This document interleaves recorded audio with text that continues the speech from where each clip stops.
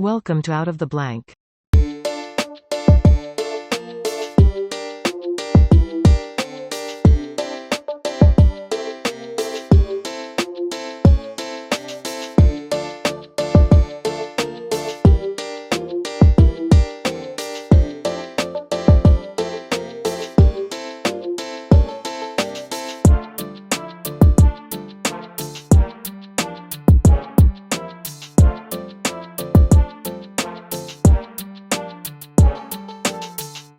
Welcome to another episode of Out of the Blank Podcast. David, it's a pleasure to have you on the show. Can you please introduce yourself to everyone out there listening? Yeah, I'm David Scheim. I'm the author of Contract on America. That was, published in its first edition in 1982, and then in a revised edition, which became a New York Times bestseller in 1988. And I basically, my career has been in medical information technology and medical research. When it comes to the JFK assassination, your book Contract on America, how'd you get interested into the assassination? Well, I started it as a student. I heard a presentation about this Zapruder film as an undergraduate, and it just sort of grabbed me, and I ended up spending. I hate to say how much I went to. Got a doctorate in math at MIT, but I spent a lot of that time working on the book. Uh, so I did it part-time with a full-time job. It took about 10 years.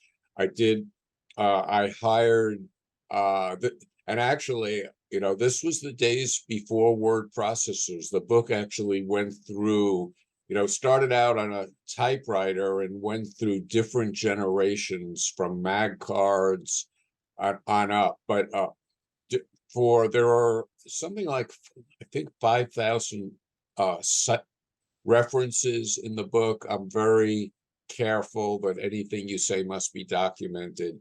And so I engaged teams of Harvard students. I went up and recruited during summers to check the footnotes. Go to the National Archives, Library of Congress, and go down and check each footnote.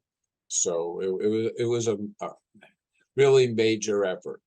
When it comes to where you focus in the assassination, you kind of went more into like the mob angle, and you also kind of looked more at Jack Ruby, which every researcher I've talked to has kind of been a little bit agnostic on Jack Ruby. But what struck you first about Jack Ruby where you kind of noticed something wasn't right? Well, if you look at some of the memos, there was only one person really assigned to investigate Jack Ruby. That was Bert Griffin. There was someone else, but he got sick. So Bert, if you look at some of the memos by Bert Griffin in the Warren Commission volumes, they cast a lot of suspicion about Ruby and point to allegations that he had gangster ties and that these are very suspicious. The more I looked at Ruby, the more he struck me as someone who was involved with the mob, and people who were involved in the mob don't kill anyone out of patriotic indignation.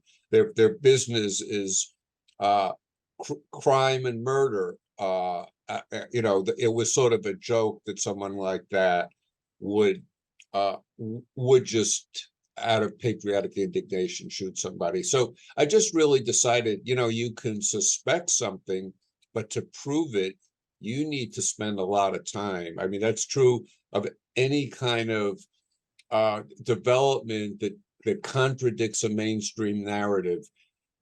To disprove it, you have to be quite sure. And then once you are sure, you have to present the case in a simple way. So that became my focus. It was quite clear to me a few years into this that Ruby was a mobster. He killed Oswald as part of a conspiracy. And I just needed to get, fine, tight evidence that would establish that. If you hear the number of people that were there and watched Oswald get shot, I think the only reason that they don't buy the official story is because of Jack Ruby, a mobster killing, the killer of the president. And I think the commission said that it was because he was sad over the loss of, JFK and that his heart goes out to Jackie Kennedy. But I don't know if really anybody really bought that. Maybe it was like, okay, nod your head and kind of move on. Like you don't want to do any digging there. But when you start doing some digging, there's a lot of things that don't add up. So maybe you can help clear the record for me on Ruby. I mean, they pitched him as this wannabe, mobster type individual. They said he never drank, he never smoked, but I've heard stories that he was on uppers and downers and he was doing a bunch of different stuff. What is your definition of Ruby? Who was this guy? I'll tell you who he was, and it's not really controversial because there's an arrest record of him in a drug case as him being high level. This was a couple of years before the assassination. I mean, you can always claim, oh, somebody wants to gain fame and sticks in this report after the fact. This is, I mean, Ruby grew up as a low-level mobster running errands for various gangsters. There was a certain point where the Chicago Mafia decided to come out and take over the rackets in Dallas. And Ruby comes to Dallas right around that time. I think it's the 50s. And then you just look at his connections, just his day-to-day connections. He knows Joseph Civillo, who's the mafia boss of Dallas. He knows several of the mafia characters there. He runs a nightclub that's a hangout for the police. It sort of, in a crooked town like Dallas was, the mob bribes the police to sort of overlook even things like liquor violations at their nightclubs. Ruby was known as the payoff man, the intermediary between the mob and the police. So I mean, this is who he was. There's the book. The book goes into extensive detail about his connections in Dallas and his criminal activities and police connections. I guess just jumping back just a little bit, one of the first books on the Kennedy assassination was, I think, Serge Groussard. I think he wrote some articles and then he wrote a book, and it was uh, published somewhere in Europe, probably in France, and talk about Ruby being a mobster, one of the most notorious gangsters in Dallas, and interestingly, when it was published in the US edition, all the mob stuff is whitewashed completely. He was from a notorious mobster, he's a questionable character. I mean, the censorship is just shocking. This happens.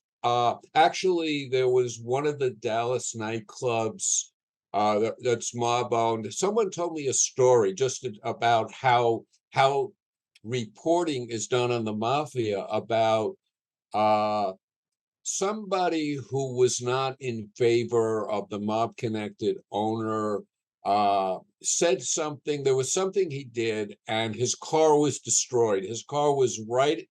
There's a huge line of customers, about 100. His car is parked in front. Somebody breaks smashes his car, and they ask people, who did it? Oh, no, I have no idea. I didn't see anything. I mean, this is the censorship on the mafia is just well entrenched. So, here, you don't even need a official government position. People just do not want to talk about the mafia. But nevertheless, we have impeccable evidence. Well, when it comes to Kennedy being assassinated, I mean, was Jack Ruby political at all? I mean, that's what they say is that, this relationship that he had towards Kennedy, he admired Kennedy, which didn't make a lot of sense. But then there's a wanted for treason poster that was allegedly in Jack Ruby's car. And we know Walker made those posters. So then you get into an aspect of like, okay, was he just marinating on the fact that he was getting upset, or did he know Oswald? Did he have connections with Dallas police? And it's kind of clearing that area because Jack Ruby's like an area where everyone just kind of steers away from a little bit. And I also want to talk about like when did he get connected with the government? When did we have this Cuba incident where he's running guns in Cuba?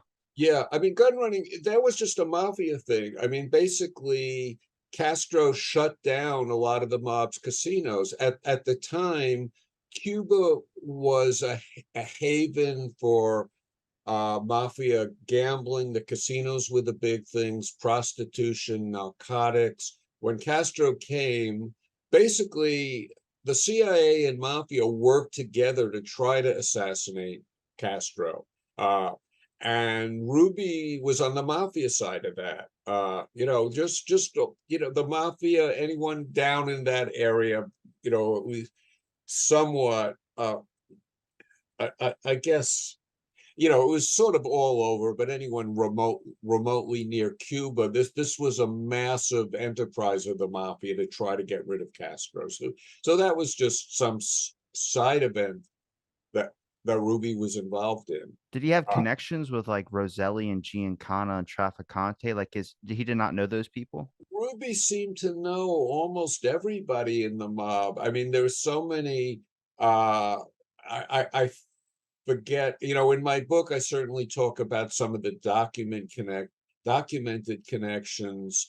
There's even someone spoke to Jimmy Hoffa Jr. and said, "Oh yeah, my father knew Ruby."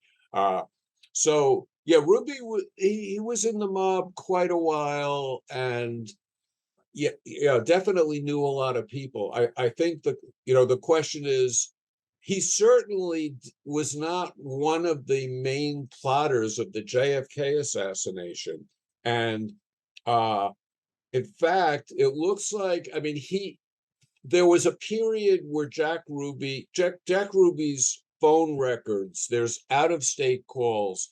They were at a baseline level for about a year before the assassination. They go up 25-fold. The rate of his out of state calls go up 25-fold in the few months before the assassination. Uh, and he's calling all these mafia people throughout the country, and in particular, people who were tied to Carlos Marcello, who was the regional mafia boss, Jimmy Hoffa, and Santos Trafficante. And those are the three who were really implicated, credible evidence that they were plotting to kill uh, uh, President Kennedy. In the case of Jimmy Hoffa, there was a plotting to kill Robert Kennedy, but it may well have morphed into a plot to kill President Kennedy. So you have all these phone records, but the 5 days before the assassination, the phone records, his phone calls dropped to zero. And then we have witness reports of Ruby hosting different gatherings, which seem to have involved some gangster type figures. So Ruby seemed to be someone who was designated as the local host, just sort of a local host for some of these people coming in. He didn't have a major role in the assassination, but because he was so close to the police, when Oswald is captured alive, which wasn't supposed, it seems like that wasn't supposed to happen. It seems like he was supposed to have been shot in the movie theater. But anyway, he's captured alive. Oswald wants a lawyer starting to talk. He needs to be silenced. Uh, Well, real quick on the Oswald and the theater thing, do you think that if his gun actually would have fired and they would have shot him dead right there, kind of would have been a better plan than having to kill him later, 48 hours later? that's my guess. But again, that's there's so much. I'm certainly willing to speculate things that make sense, but I I just got you. know. I know about Ruby, and everything in the book is absolutely documented. When it comes to Jack Ruby and the police connections, did the police ever hang out at Jack Ruby's club? Oh yeah, all the time. I mean, that many witnesses talk about that all the time. Yeah. What I bring up is in Oswald's interrogation, like the lack of protection that he had before Ruby shot him. I mean, to me, what happened is that they just had the alleged killer of the president in their custody. And you got to think about all their extracurricular activities now that they got the FBI, the CIA, and a bunch of people now are going to be investigating everything in Dallas. So they just thought it would be easier to, be a little bit lax on the security and have, this mafia guy take him out. But who gave the order to Ruby for him to do that? I mean, he definitely didn't do it on his own. No, he didn't. And what's really interesting is there's testimony from someone in the police who got a phone call Uh, it was shortly before Ruby shot, some hours before Ruby shot Oswald. Got a phone call from Ruby himself. He didn't identify himself, but he recognized the voice, who was saying, "Don't transfer Oswald. He's going to get shot." So Ruby's designated to do this, but he doesn't want to do it. I mean, you don't refuse when you're working with the mob, for the mob. You don't refuse an order like that. But he it looks like he called up and gave a tip to try to subvert, to make it so that this could not happen. Well, even the Warren Commission states that I think a lot of it they start boiling it down to he put an ad out around the time Kennedy was killed, and then he couldn't get his money back about the ad. But I mean, he was speculating buying a second club, and it's like, well, you don't do this act knowing that you were the one. You're the one who killed Oswald. You silenced them. There's nobody else. You would try, and if you were going to orchestrate a plot that was going to be like, I'm going to get away from this, you would do something a little bit smarter than just walking up with a revolver and shooting Oswald in the stomach in front of everybody, media and Dallas police, no matter if you're friends, unless he thought that Dallas police could help him out in that situation. Well, here's the thing. He gets the order, you got to kill Oswald, and it's not clear who set up a sort of alibi, but it converged into temporary insanity. This was going to be that it was spur of the moment, and so you get maybe at least second degree murder. You spend some time in the jail with your police buddies, and at a certain point, someone commutes your sentence. I mean, there could, but the thing that's really interesting is the way it's set up. Is he has the stripper Karen Carlin, who supposedly she lives like Fort Worth.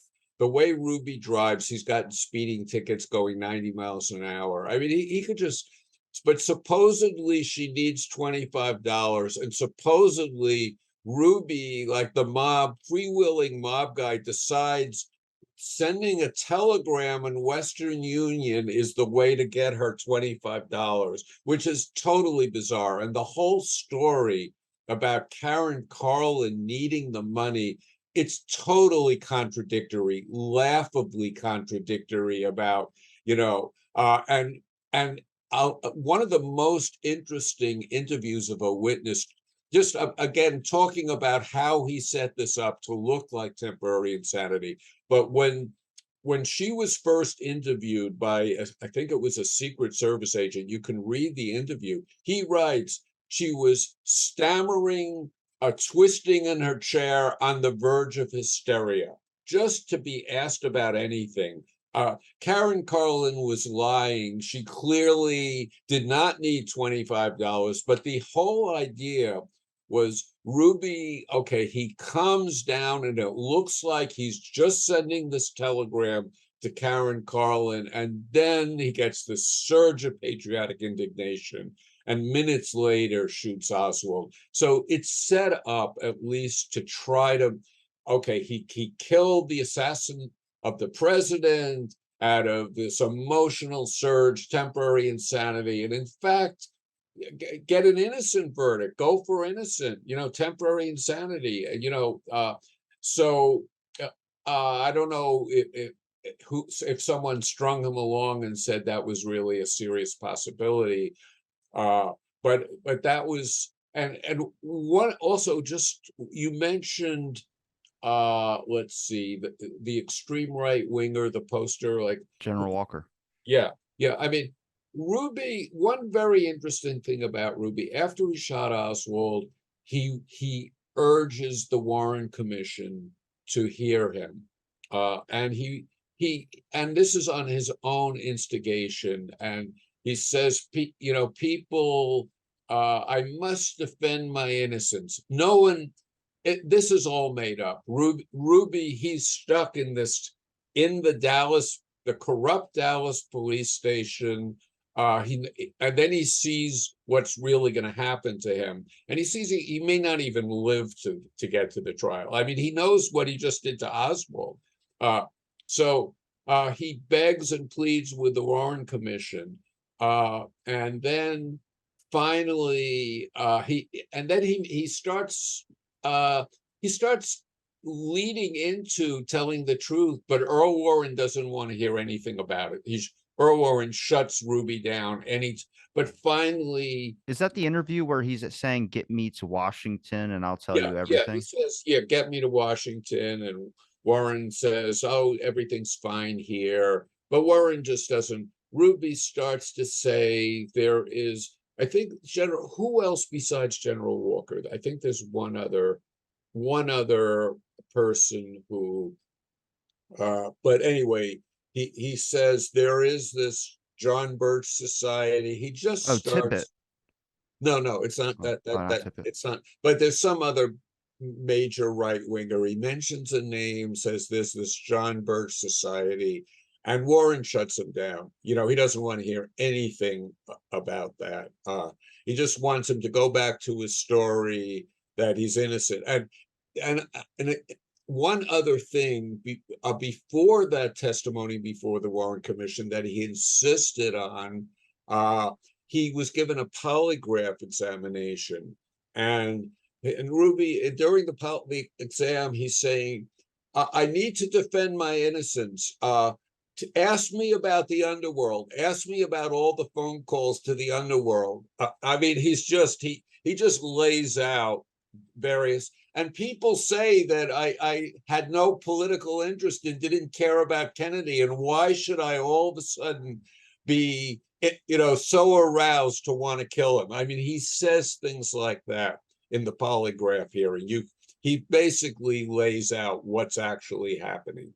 Do you think he knew, like, because there's a phone call with J. Edgar Hoover and LBJ, and they're talking about a polygraph test, and Hoover says, "I don't trust it. It doesn't really work." And we know now from like the Innocence Project that gets wrongfully convicted people out of prison that that's all BS. So is blood splatter analysis and all that. But Jack Ruby didn't know that, so he would have been just saying the truth, or he would have been, thinking they're going to find out anyway. So he's basically laying it out flat. And people can say, "Well, he's insane or he's anything like that." But I mean, he just knew that he didn't want to go to jail or he didn't want to be killed. I think that was the next fear that he had. Who was going to be taking him out next? Yeah. And I think, when you do this thing and they force you to do it, but you think, oh, I have this great plan.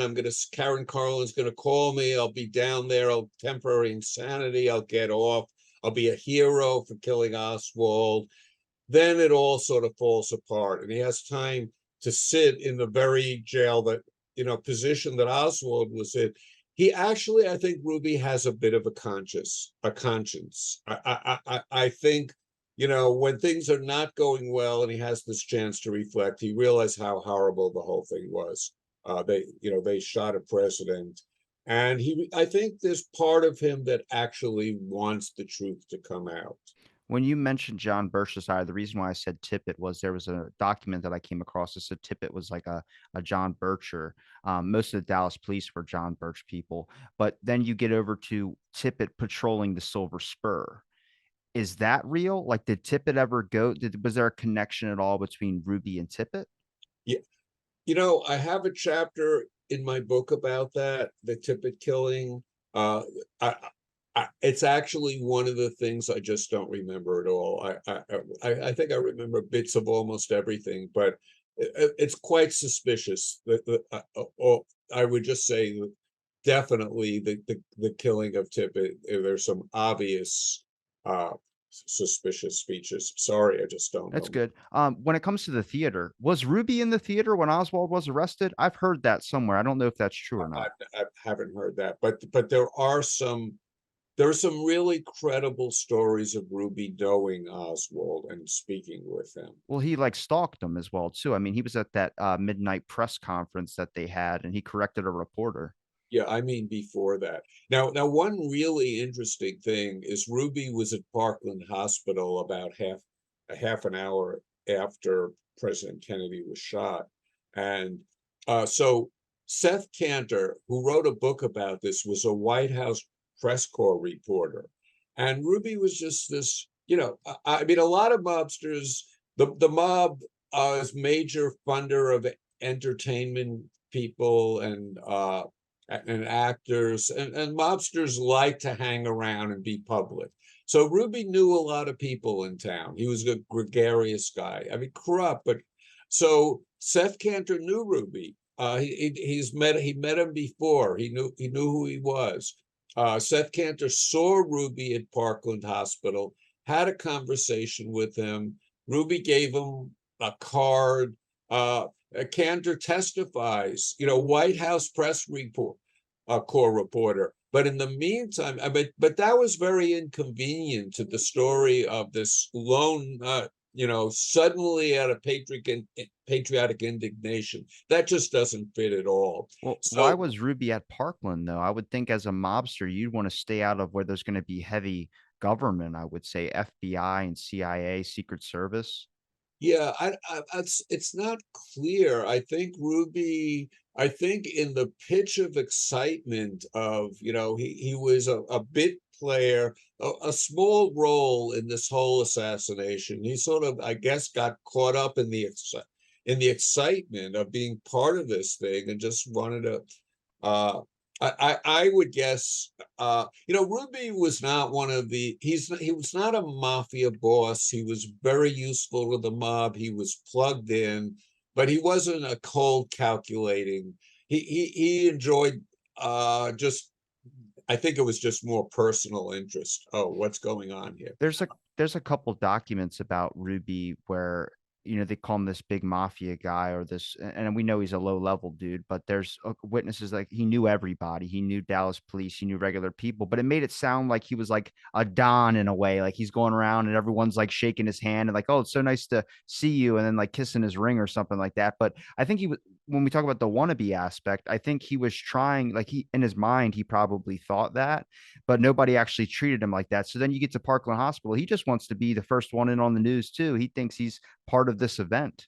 Well, I think it's somewhat of a combination. Though, the underworld is not exactly a formal organization.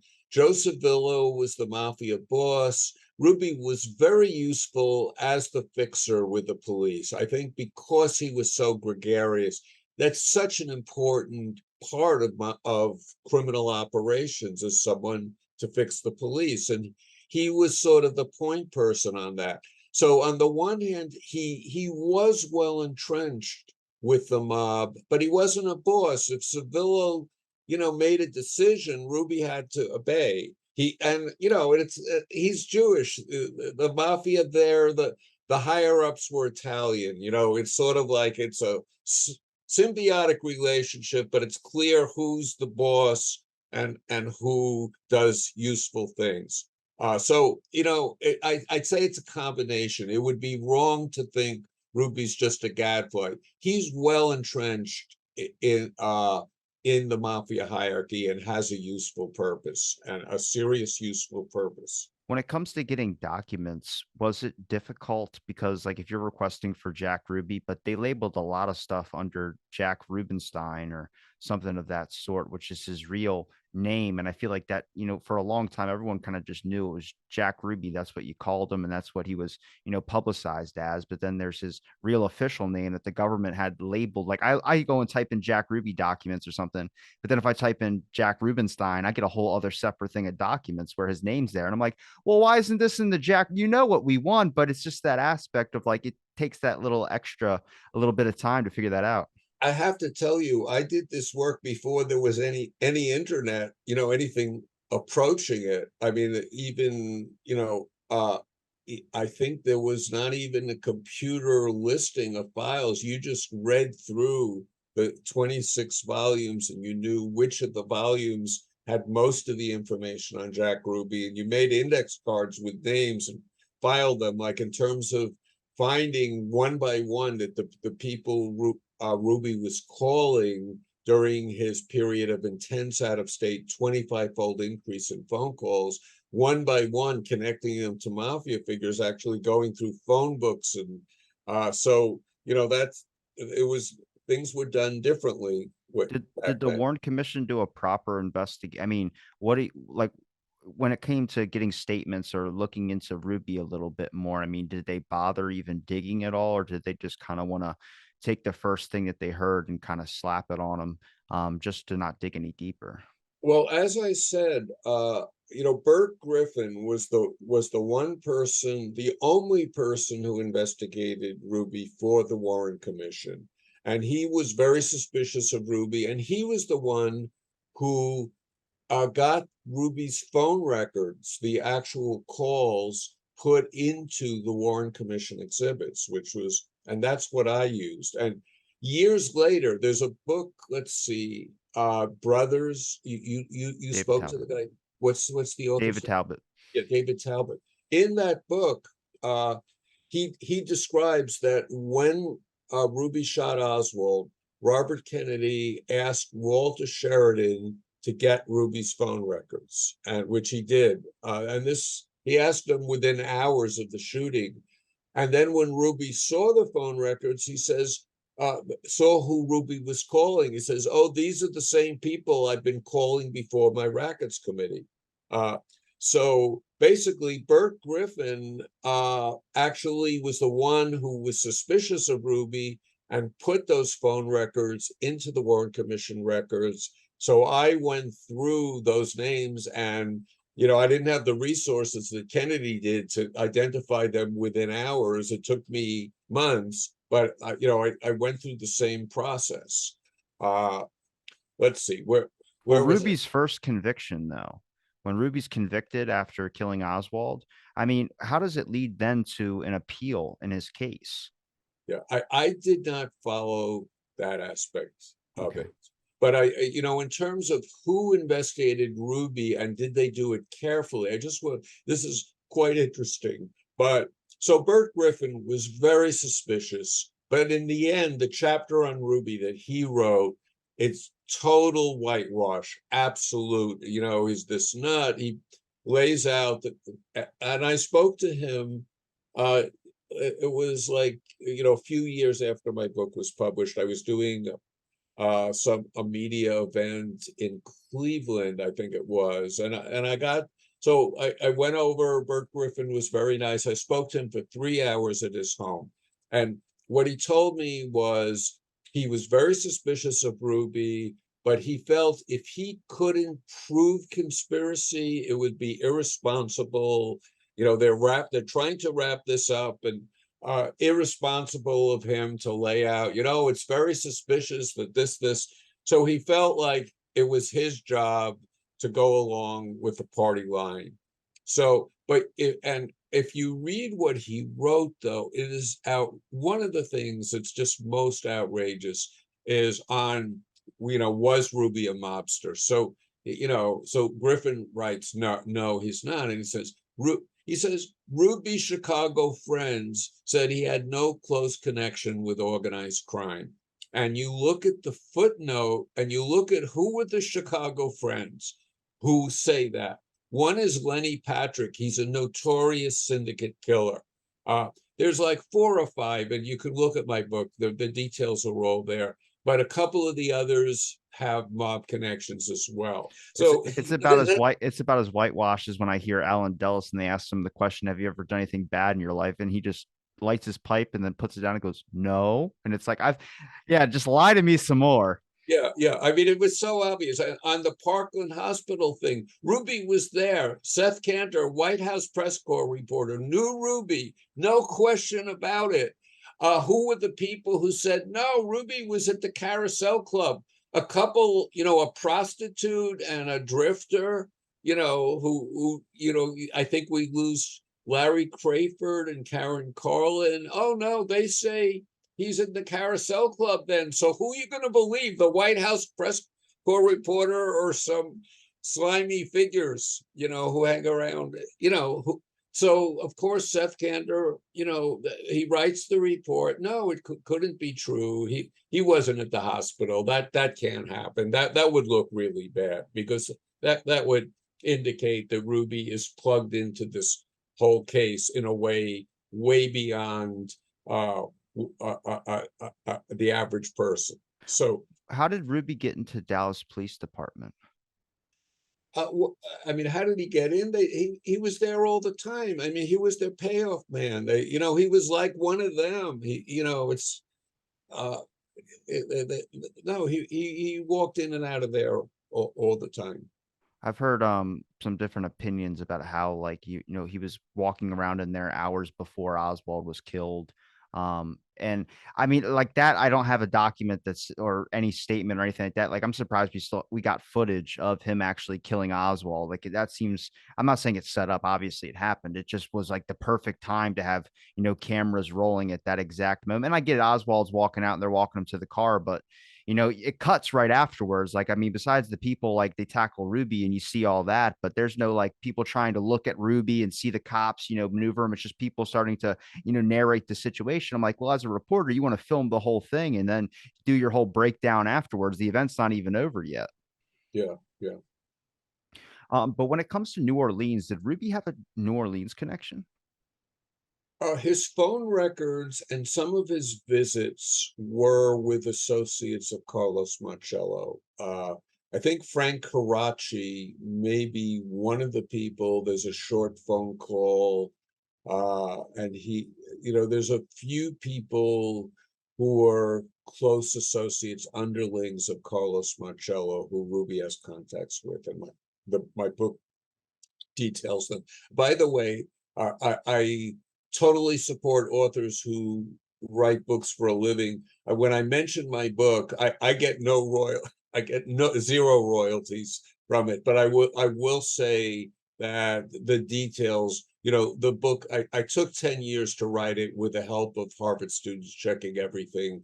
I'm a pretty much I come I approach this from an academic standpoint of, I write things that I'm sure of. If you want to see the details, they are in my book.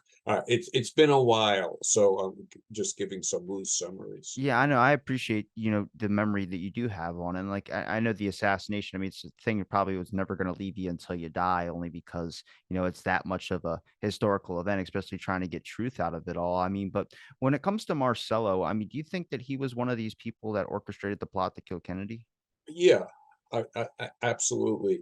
And I don't think the mafia certainly had its absolute own motivation for wanting Kennedy dead. Marcello himself certainly did, because uh, they uh, they really treated him appropriately for a mob boss. I think they deported him, to where, he sort of didn't put his correct country of origin, but they deported him to wherever he said. He was furious. He said, "Take the stone out of my shoe." This is what when the name of Kennedy came up. So he had a personal. But the thing is, not only that Robert Kennedy launched the most intensive prosecution of the mafia that the U.S. has ever seen.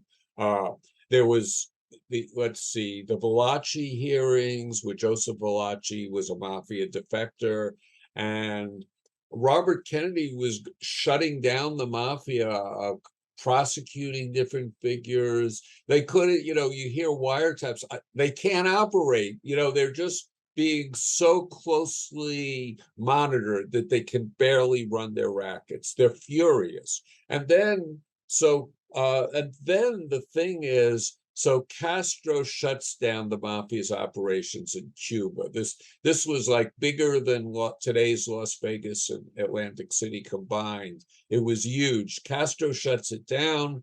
So the CIA and mafia get together to assassinate Castro. And what does Kennedy do? He stops the Bay of Pigs invasion.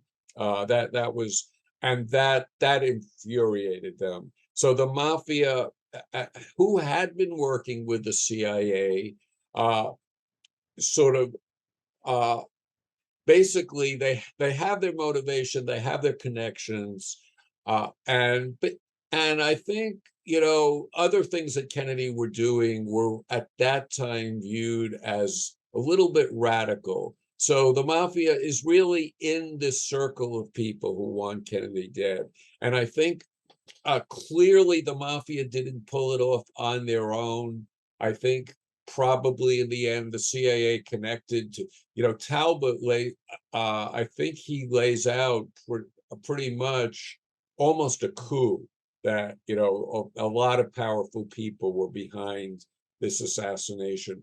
The mafia was definitely a key player. They were not just the little hired underling, but they were not calling the shots. And I have a chapter in my book that goes into it, but these relationships are so complicated. It's harder to prove things. You can I mean, have you even very mentioned Nixon in your book as well too. yeah, yeah. I mean, there's all these people and the Bushes, what George Bush Sr. was doing at that time, and was quite suspicious. I guess I stick to the mafia stuff.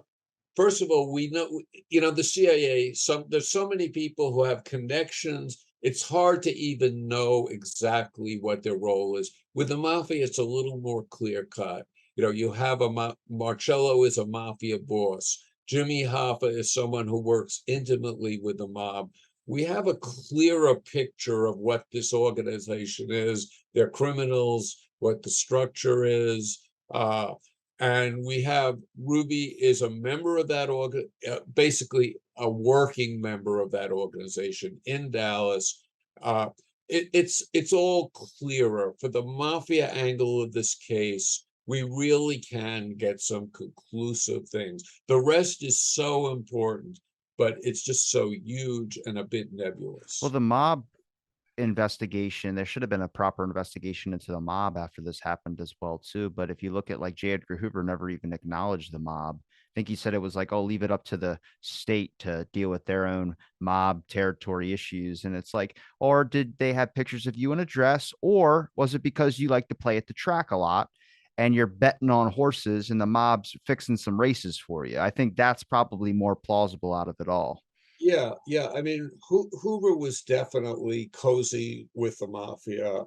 The mafia was the menace that he portrayed the communists to be, and not that the Communist Party, not that there was some things that they were trying to do that were not in the interests of the United States, but the mafia was the major menace. Just running police departments all around the country. I mean, in Chicago, you had policemen who freelanced as mob killers. I mean, it was just so the mafia was the menace, and they gained enormous power during Prohibition and kept that power. They were the menace, but Hoover was cozy with them, and instead, just portrayed the communists, and then you had the McCarthy era. So it definitely did not support law enforcement or the defense of the U.S. It was a very twisted approach. Just from your personal opinion on this, but when it comes to the reason why there's like a probable conspiracy, like the HSCA saying a probable conspiracy on the aspect of Jack Ruby. But I mean, to me, that's like the only reason that there's still not a nail in this coffin.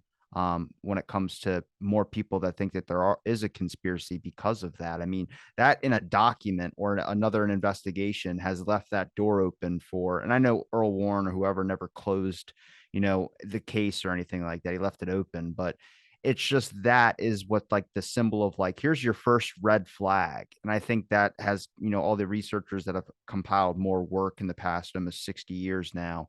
I think that is like a glimmer of hope, I would say. Yeah, well, I think if you go back to the first books about the case, like Rush to Judgment by Mark Lane and 6 Seconds in Dallas by Josiah Thompson were really good books. You just look at the ballistics. The vast majority of the witnesses heard the shots coming from the grassy knoll. There was just so much activity. People saw smoke. They found cigarette butts. Just then the House Select Committee did an acoustic. There was a The acoustic very evidence. expert, and all the evidence pointed to shooters on the grassy knoll, and just the whole idea of Oswald. It's very doubtful that he was in the window that they said he was at the time of the shooting. I think if you look at all of that evidence, it's very, very difficult to believe that the shots all came from Oswald was up in that window and he did the shooting. That does not hold up. So I think that that's where conspiracy begins.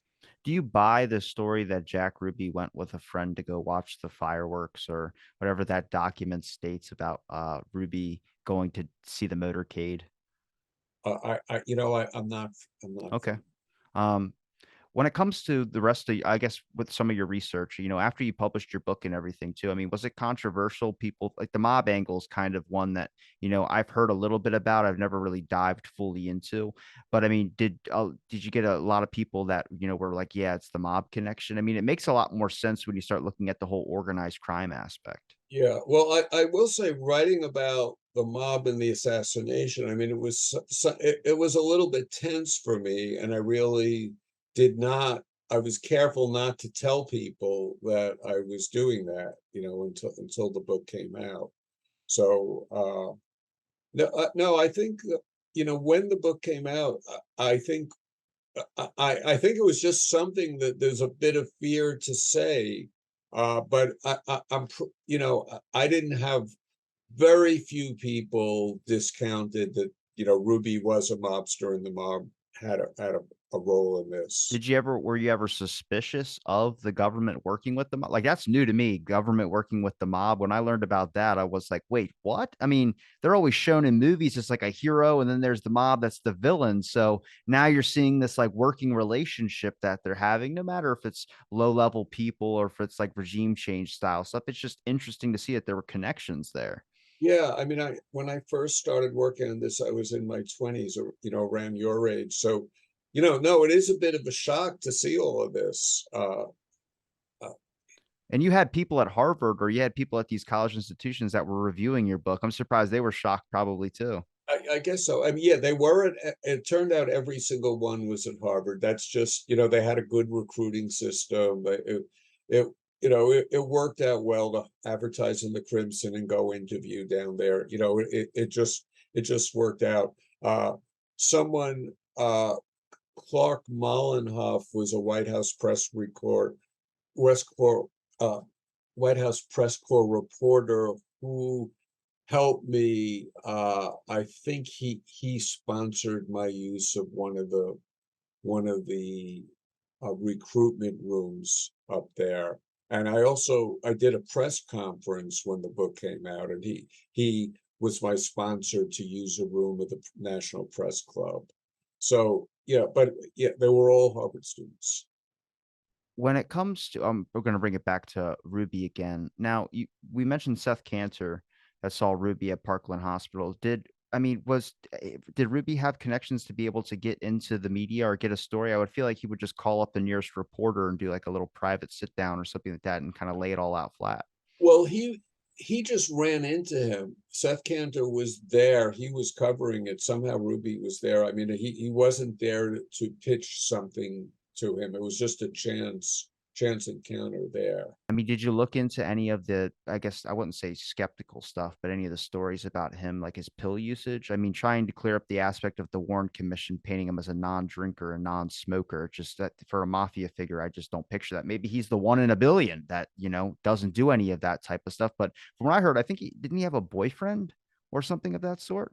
I'm not sure. I mean, I remember there were prostitutes at his club. He arranged like there's this guy Larry Myers, one of the people who comes down to Dallas. Who he's a chilling figure when you look at his interview. He doesn't, and Ruby sets up a prostitute for him. He has prostitutes at his club. I assume he probably is having sex with his different prostitutes. I'm not sure if he's bisexual as well. I never really looked into that. When it came to the money transfer on the Western Union, is that a normal thing that they did back then was go to Western Union to do money transfers? Or that was just an awkward thing? No, I mean, Ruby would never do that. I mean, if first of all, she didn't need money. Secondly, I go into that the whole story of why she needed this $25. It's so ridiculous. They can't get their story straight. there's Karen Carlin. I think Tammy Lynn is another prostitute at the club, or apparent, seemingly a prostitute there. And they, their whole story of what's going on Friday night, they can't get straight whether Ruby needed to give him money Friday night or Saturday night. That so yeah, Did he have a military background as well too? I don't. You don't know that? Okay. Um, After your book came out, Contract in America, did you give up the JFK topic and like move on to something else? Did you feel like that was enough for you, or did you keep researching a little bit more? Maybe thoughts about a second book, but maybe you just never put it out. Well, I did a lot of interviews. I did, let's see, I did the Larry King show twice. I did Geraldo like 5 or 6 times, and some other, uh, and I did, I had a tour in England. And the book was published in different language, so I was active just in doing appearances for the book. I think, it's not something I really wanted to do. I was interested, but right, I never wanted to be a writer. In fact, it was the last thing I wanted to do was write. When word processors came out, that made it a whole lot easier. But so I never really wanted to do it, and just to deal with such evil lies and evil people, to deal with that for 10 years was a long time. So, on the one hand, I wish this could have been pushed to fruition and more action could have been taken just against the mafia in general. But I think I reached my limit in what I was able to Now, do. you mentioned you interviewed Burt Griffith. I wouldn't call it an interview. I just a conversation. That's all. I mean, it was just sort of meeting him and talking about it. Did he have any like I wouldn't say doubts, but did he give you anything that maybe he didn't investigate that, might have gave you some insight into some of your investigations? Well, I think what he basically said, I mean, first of all, what he saw, the evidence that he saw wasn't all the evidence. He didn't know of the witness, I think it was Edward Becker, who testified, or not sure if it was something sworn testimony, but he told the government about Carlos Marcello and how he despised Kennedy, and when Kennedy's name came up, he said, "Take the stone out of my shoe." I mean, as it, I mean, so he didn't know any of this other stuff. There's, much more evidence pointing to mafia involvement in the case that he didn't know of. And so he told me, he was suspicious, he couldn't prove it. He didn't know till later, after we wrote the chapter for the Warren Commission, that there was more evidence. And, we just took, so basically, it was quite clear from that interview that he did his best to try to track down, but just couldn't prove it. Uh, so it was just a friendly conversation. When it came to an area that, with kind of hindsight looking back, I mean, was there any other areas that you would have liked to explore? Once you get into wrongdoing at high levels and cover-ups, there's no. It's a little sad, but it goes on all the time. And I think people like you now, who just keep digging for the truth, and we need politically to hold liars accountable. I mean, when I saw that the mafia could kill a president, you start wondering, are they going to put someone in the White House one day? And we certainly, Nixon had a lot of ties to organized crime. Johnson did, the Bushes and bank fraud, and then Trump is just in tight with the U.S. mafia and the Russian mafia. I mean, I think that's the scariest yet. So, I think people just need to keep an open mind. Don't get confused by the internet, because it's just this this vast garbage pit if you don't use it properly, and just see how many likes someone gets on Facebook for a certain statement. I mean, that's garbage. You have to go to good sources with good documentation, keep a clear head, and make political decisions and vote based on people who are closer to the truth, at least opposing the most outrageous uh, frauds. And Until the censorship line comes in. Like I always wonder, like I've heard people bring up like maybe sooner or later they're gonna label disinformation talking about the Kennedy assassination. And I'm like, I just feel like it's a historical event that you can't do anything with that. I mean, but we saw what they did when COVID came around and things of that sort, what they labeled as wrong information and disinformation. And it becomes a dangerous thing. It's like maybe next time you look up on the internet, you're not going to be able to find the thing that you were looking for. yeah, yeah, I, yeah, certainly. Uh, I mean, that's a whole other topic. But when there's a peer-reviewed scientific article, uh, and when someone cites that article and it's censored, that's pretty scary. I mean, that's a level of censorship, and it's just a shame that that thought. I think the social media era, people post short sentences, one or two or three sentences, and anything more than that is too complicated and no one will read it. And people make their decisions on how many likes does some short statement make. I mean, I think that's a dumbing down that's pretty dangerous, because people, it's then you don't even have to lie or censor. You just lead people like sheep to.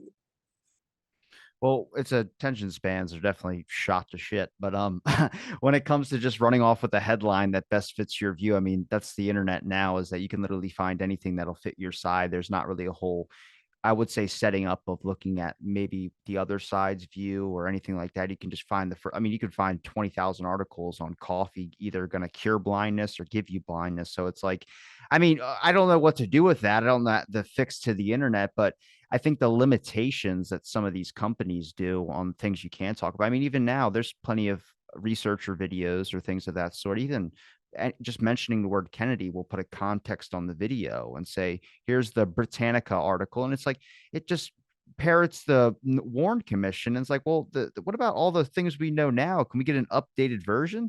Well, the only investigation of the Kennedy assassination that was in any way credible was the House Select Committee's investigation. The Warren Commission, I mean, you've heard the tapes that came out later of Lyndon Johnson talking to, was one of the Warren commissioners.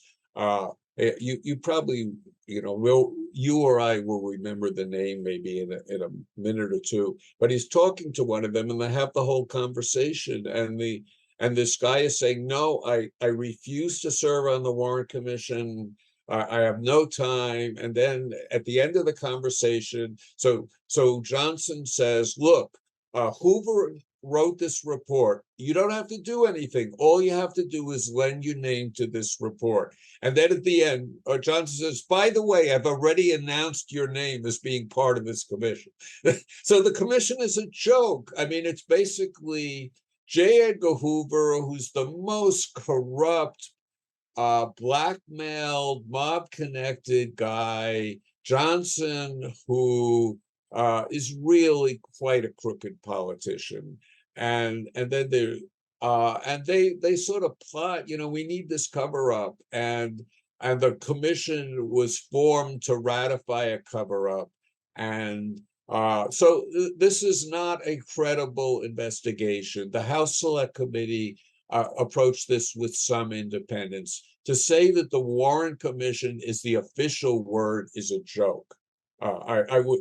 I agree 100%. But the House Select Committee, they just had problems with the CIA not giving them documents. I mean, that was the main thing, is that they should have been the next investigation into the president, the real investigation. And they were so limited in so many aspects of things. When I spoke with Blakey, that was a big concern of his as well, too. He's like, I don't think the CIA was very, open and transparent with us. I was like, of course they did. They had so many activities that was going on that you can't know about because it's a threat to national security. We're lucky some stuff came out in the Watergate stuff, but I mean, we don't know what else be out there, I guess. But David, you gave me enough of your time, man. Is there a place where people can find any of your links?